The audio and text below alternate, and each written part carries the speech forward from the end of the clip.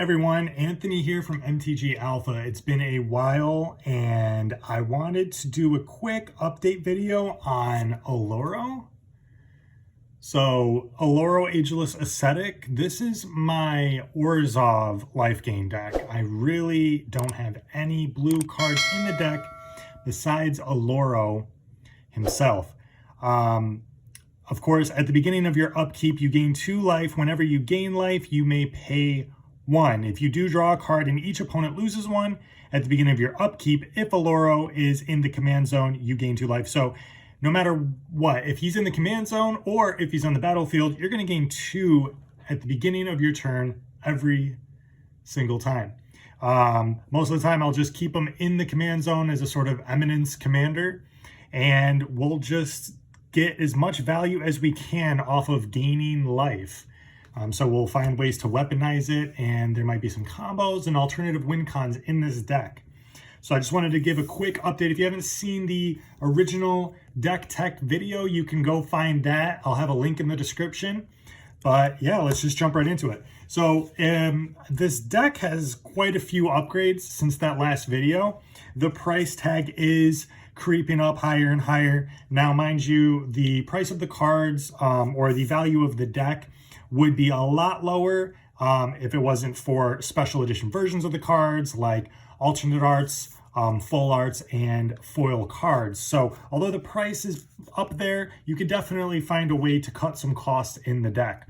This is the only blue basic land we have in the deck, so we're going to get started with the lands here.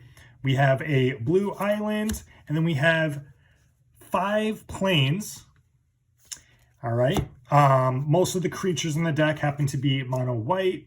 There'll also be a link in the description with a full deck breakdown with all the cards in the deck, and it'll have a nice little breakdown on mana and costs and the mana curve and everything. So we only have 3 basic swamps.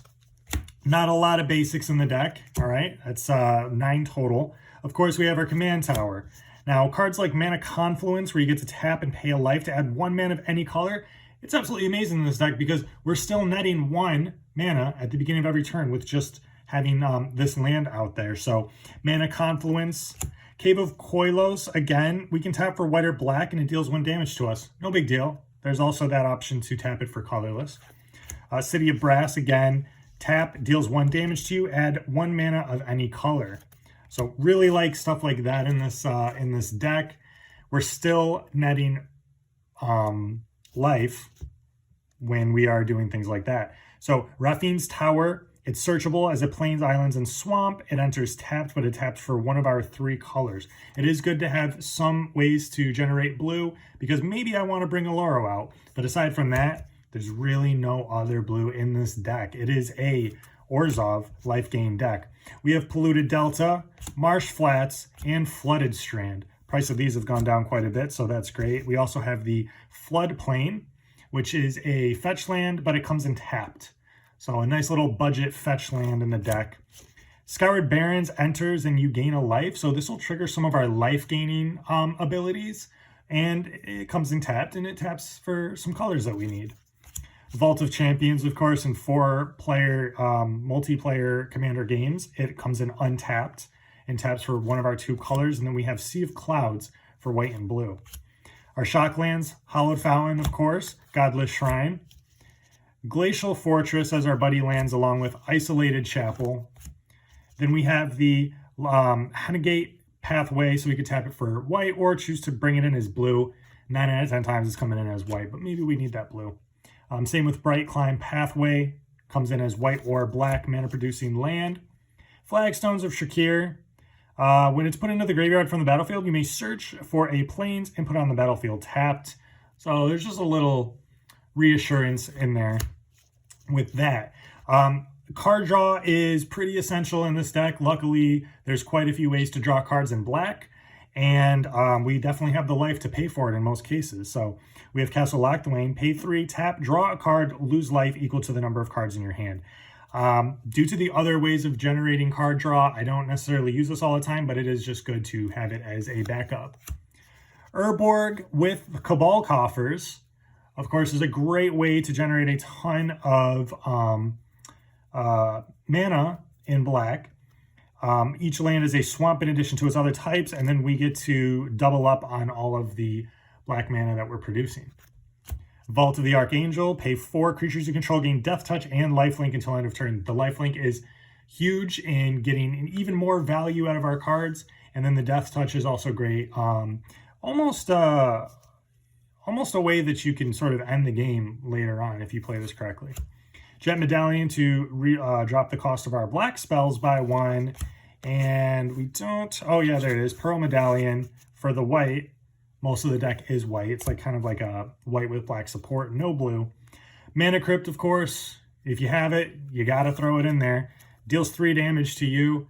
It's not as scary in this deck. It's still not great, but it doesn't really hurt us that much. We're definitely benefiting off our life gain. Soul Ring, of course. Talisman of Hierarchy. And then our other artifacts that we have here. Well of Lost Dreams. So whenever you gain life, you may pay X, where X is less than or equal to the amount of life you gained, and then you draw that many cards. Having the mana open, you can definitely draw tons of cards because you're gaining tons of life. So really, it's not about how much life you're gaining, it's about how much mana do you have open to pay for all of that life. So with it being a black and white, you know, we're not generating a crazy amount of mana, but this is a really good card draw ability. Cards like this are even better. Bolas's Citadel. Look at the top card of your library at any time. You can play lands from it and cast spells. If you cast a spell this way, you pay life equal to its cost, or equal to its value rather than its cost. Then you could also sacrifice 10 non-land permanents. Each opponent loses 10. That could trigger off your combo with Sanguine Bind, Exquisite Blood, and then win the game. It's really just, you can play out your whole deck if you really want to. Azor's Gateway. Pay 1, draw a card, exile the card from your hand. If cards with 5 or more different CMC are exiled with this card, you gain 5 life and then transform it. Get those into your graveyard and then transform this, and you get to add X mana, where X is your life total. So there's where we're going to start generating tons of mana for those other cards that we were playing. That's insane. I'd say the average life total in this deck is somewhere around 80. So somewhere like 60 to 80 on average. If I'm going real crazy, real hard with Bolas's Citadel and cards similar to that, I'll drop my life total down to less than 40. But there's just always an insane amount of cushion in this deck. So for some other artifacts here, we have Norn's Annex.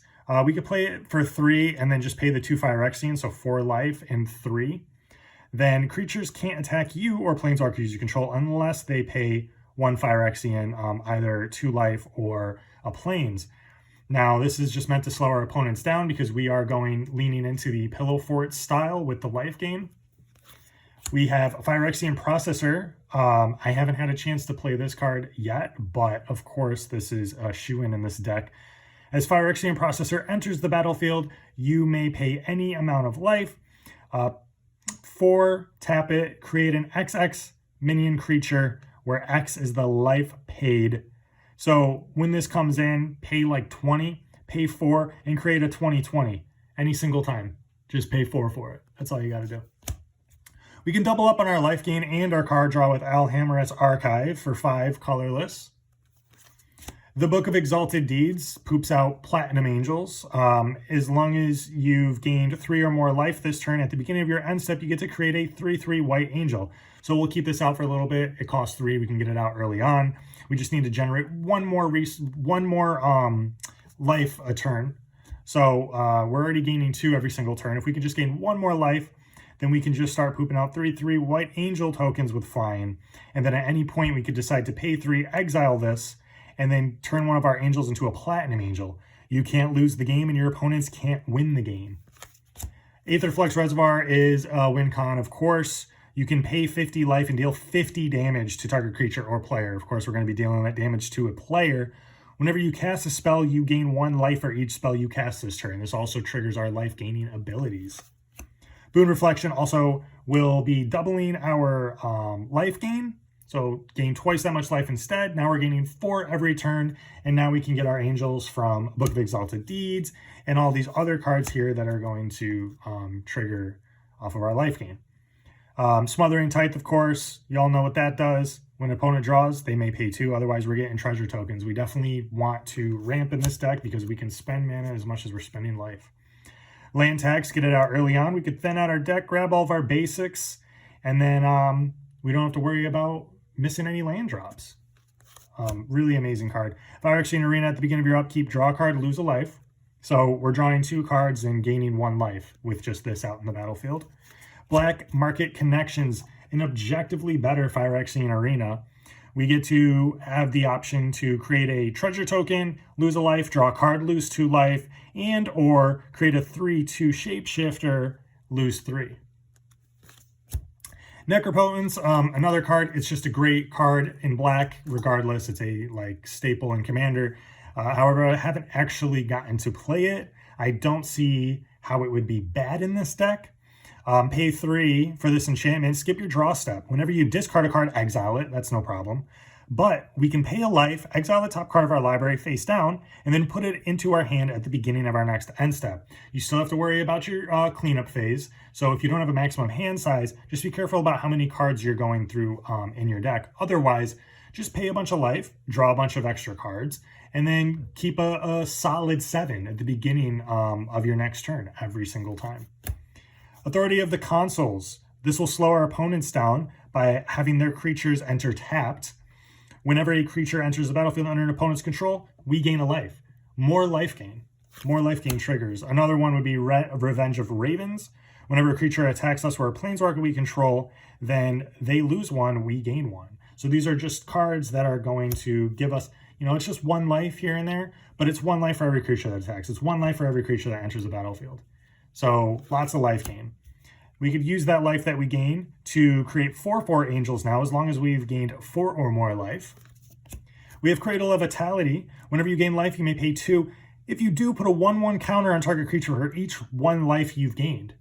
We can gain a ton of life in a single instance, pay 2, and put that many counters on a creature. Maybe that creature has lifelink. And then when that creature attacks and deals 12 damage, and we gain 12 life, we can pay 2 to put 12 counters back on that creature. It gets pretty nasty. Sanguine Bond, Exquisite Blood, that's your combo. That's your infinite combo. Whenever you gain life, an opponent loses that much life. In of it by itself is great. Our opponents are going to be, or a target opponent, each turn will lose 2 just with Oloro out. And then whenever an opponent loses life, you gain that much life. There's the combo piece. Test of Endurance is a win con. It's an alternative win con. At the beginning of your upkeep, if you have 50 or more life, you win the game. I don't necessarily like winning this way because I do like the push and pull in Commander. I like, trying to win in the most fun, drawn out way as possible. But I will get this out, especially if I'm playing with certain play groups that are trying to combo off themselves. Then, we'll get this out, and I guess it's just a race to see who gets there first. Tithe is a reserveless card. This is a new card in the deck.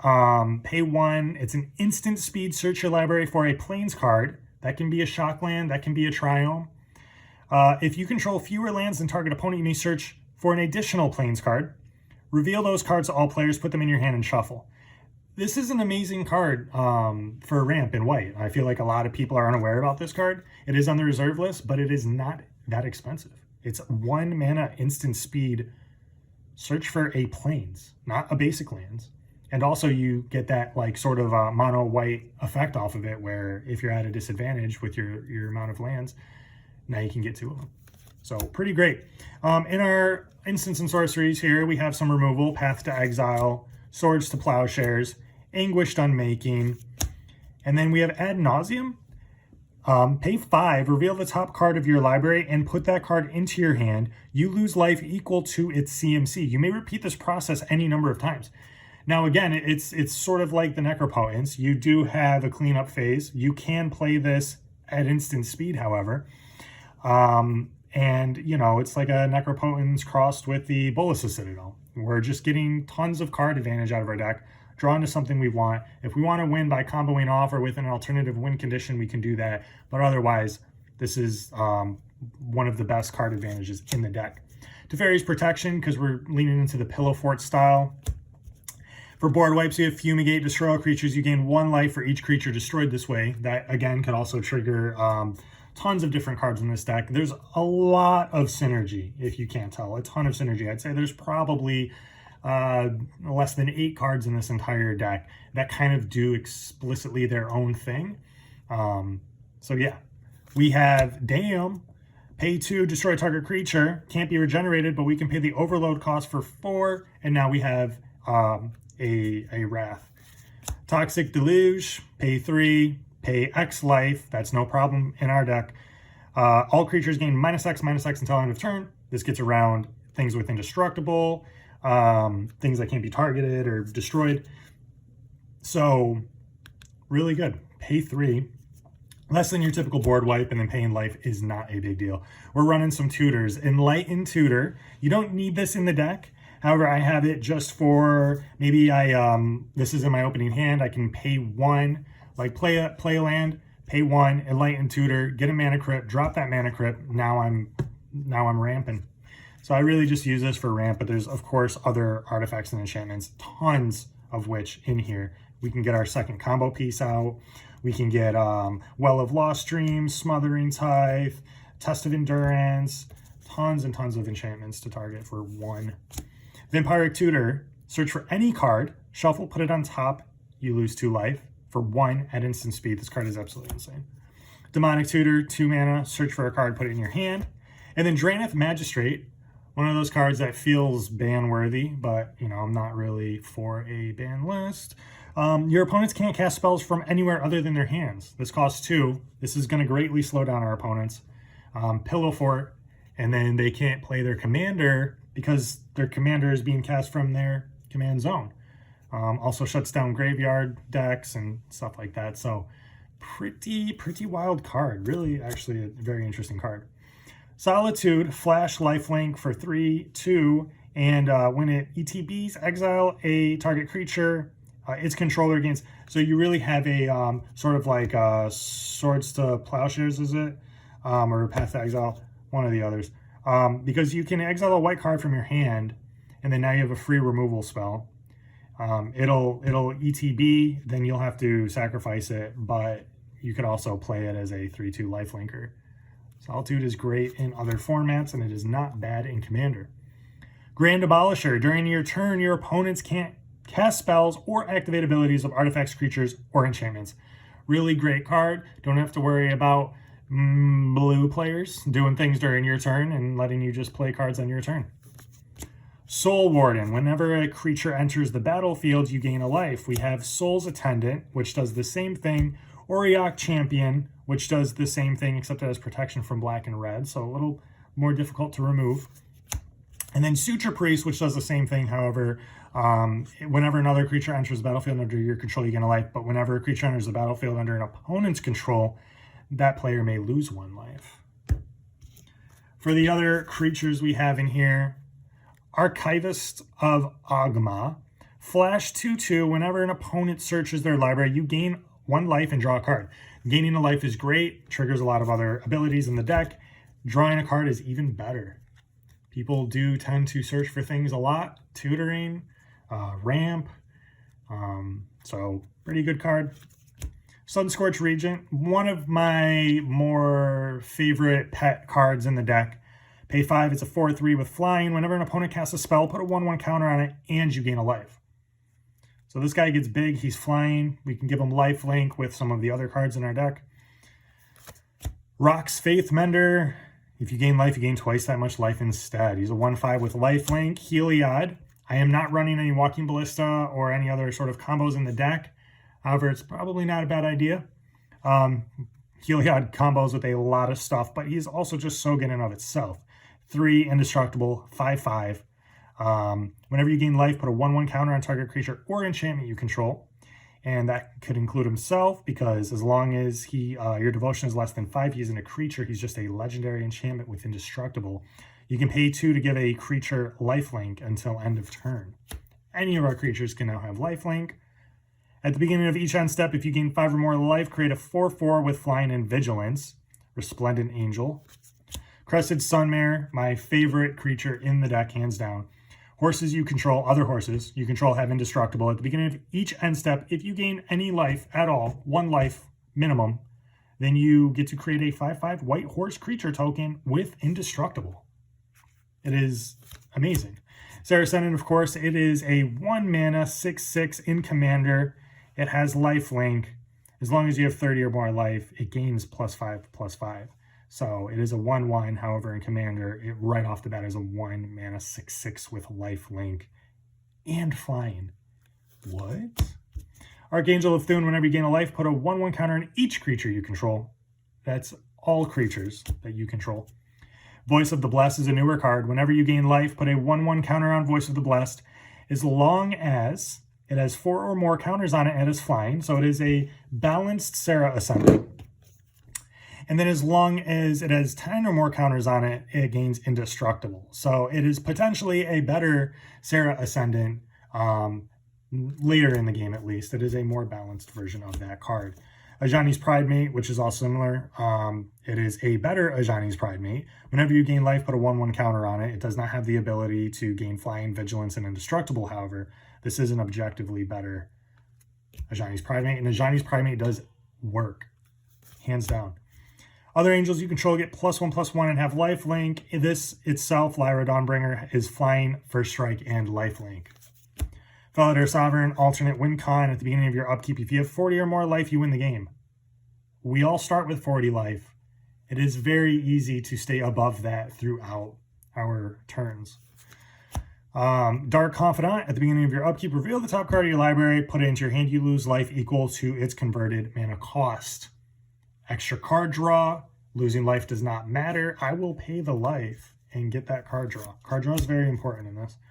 Veto, whenever you gain life, target opponent loses that much life. That is our Sanguine Bond. That's 1/2 of a combo piece. And you can pay 5 to give creatures you control lifelink.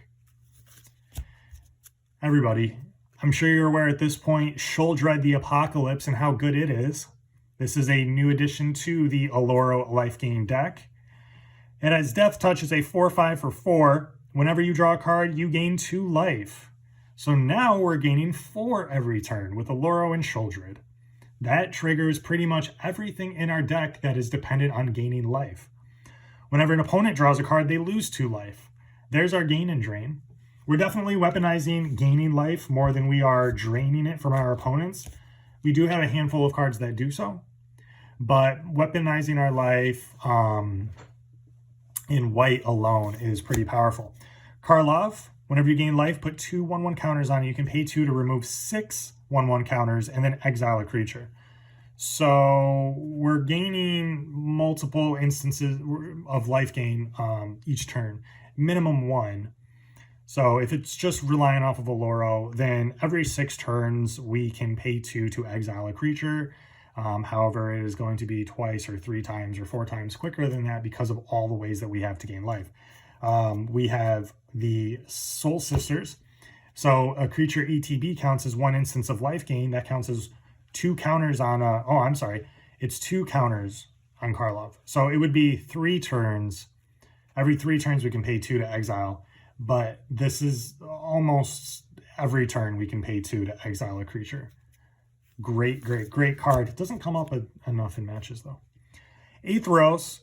Whenever another creature you own dies, return it to your hand unless an opponent pays 3. There's a little bit of a tax, a little draining tax there. But we have a potential to keep our creatures on the battlefield. And if our opponents want to pay life, hey, go for it, because we are definitely draining that life of yours. We're also doing that with Kambal, Console of Allocation. Whenever an opponent casts a non-creature spell, that player loses 2 life and you gain 2 life. Divinity of Pride is everyone's least favorite card that I play against because it is so good. Pay 5, you have a 4/4 with flying, lifelink, and oh wait, it is an 8/8 as long as you have 25 or more life. So we're paying 5 for an 8/8 with flying and lifelink. That is insane. The flying with the invasion, the lifelink with gaining 8 every turn. It's a beautiful card. Chef's kiss. We are down to the last 3 cards in this deck tech video. I hope you guys enjoyed this video so far. If you do, please leave a like, leave a comment. Let me know what your favorite card is in this deck. If you have any suggestions on cards I should add, let me know in the comments below. And I'll be doing some more deck tech videos. We're going to do some budget videos, and I'm going to be running through some of my top 10 decks and the upgrades that I've made to them. And yeah, so we have Ajani Strength of the Pride, pay 4. This will create Ajani Pride mates. We can gain life equal to the number of creatures we control, so there's our life gain ability. And we could also pay 0, so 4 mana, 0. As long as we have 15 or more life than our starting, as long as we have 55 life or more, then each artifact and creature our opponents control gets exiled. One-sided board wipe, as long as we have 55 life. Sorin, it gives us a little bit of card advantage. We could reveal the top. Each opponent loses life equal to the card that we revealed, and we get to put that card in our hand. We can deal damage, but we could also ultimate by putting a X amount of 1/1 Vampire Knight creature tokens with lifelink equal to the highest life total among all players. Finally, our last card here, Sorin, Vengeful Blood Lord. It gives all of our creatures and planeswalkers lifelink as long as our turn, and we get to deal 1 damage to target creature or player, and we could return a creature with CMC X from our graveyard to the battlefield. It becomes a vampire, and that's that. So again, I hope you guys like this video. Please leave a like, subscribe. We're almost at 600 subscribers. I know it's been a while. Definitely going to be doing some more of these. Jump in the Discord. We can play some games, and I'll be doing a giveaway sometime soon. Until then, peace.